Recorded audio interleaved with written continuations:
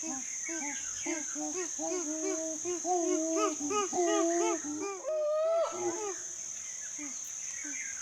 me, storytelling has always been the way to reach the heart. The stories that you can tell around the images, along with the images, make something very, very powerful.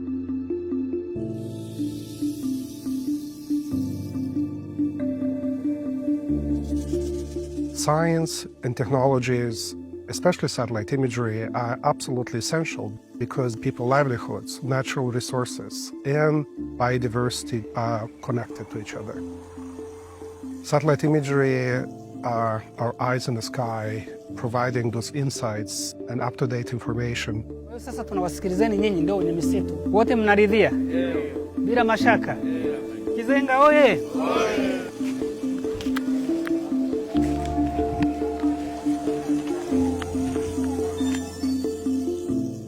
Going around the villages at the beginning of our Tukari program, helping the villagers understand the importance of conservation and what the deforestation was actually doing to harm them.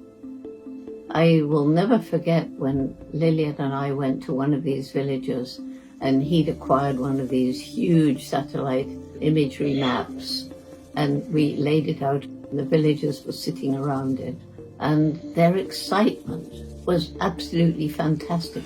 There was one woman saying, "That's the tree where I put my baby when I'm working in the fields."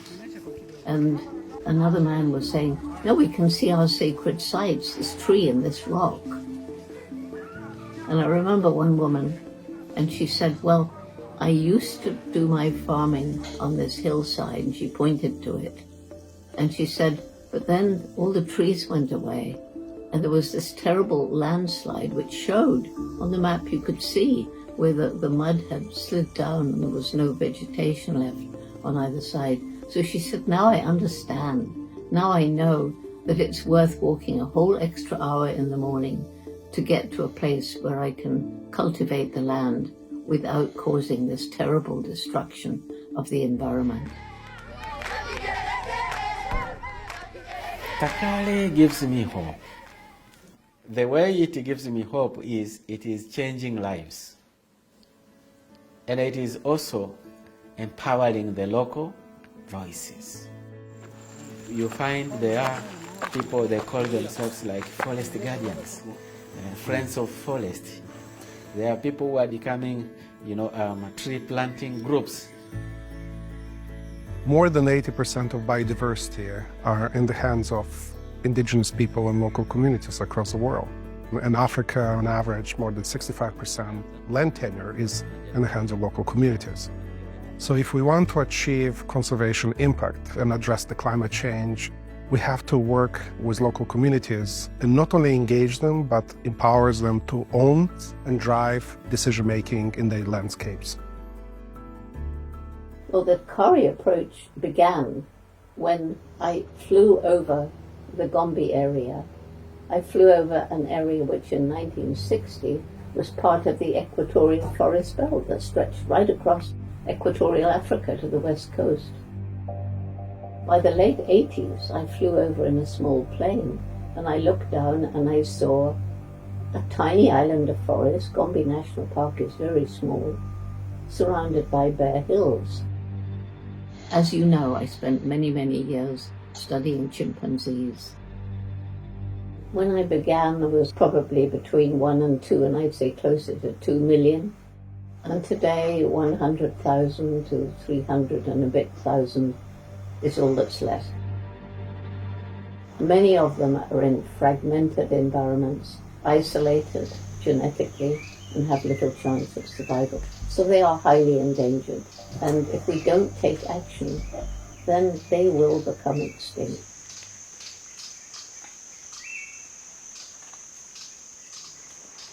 The NASA satellite data helped us understand what does it mean to be a chimp. It helped us understand where to protect them. NASA supports, launches, and maintains and manages constellation of different satellites, and some of them going all the way back to 1972.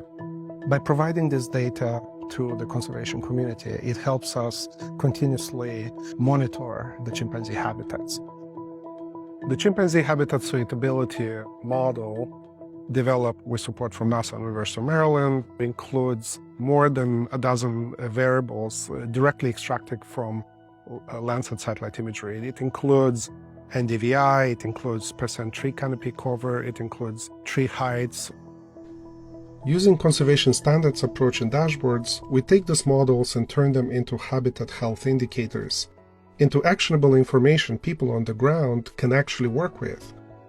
And the conditions of the forest can change quite rapidly due to illegal logging, mining, or any other threats. So this information is updated in near real time, so that conservation decision makers can see the individual threats affecting chimpanzee habitats from village to national scales and across the entire chimpanzee range in Africa. And this NASA data helps identify areas under threat of illegal logging or fire damage where local managers could be deployed to mitigate the threat.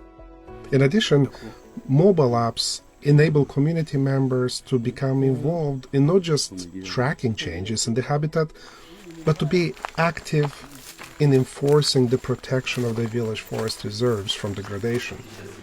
Community leaders have even used this data to inform their village land use planning, voluntary moving farms away from areas where forest restoration would lead to the greatest gain for watersheds and people.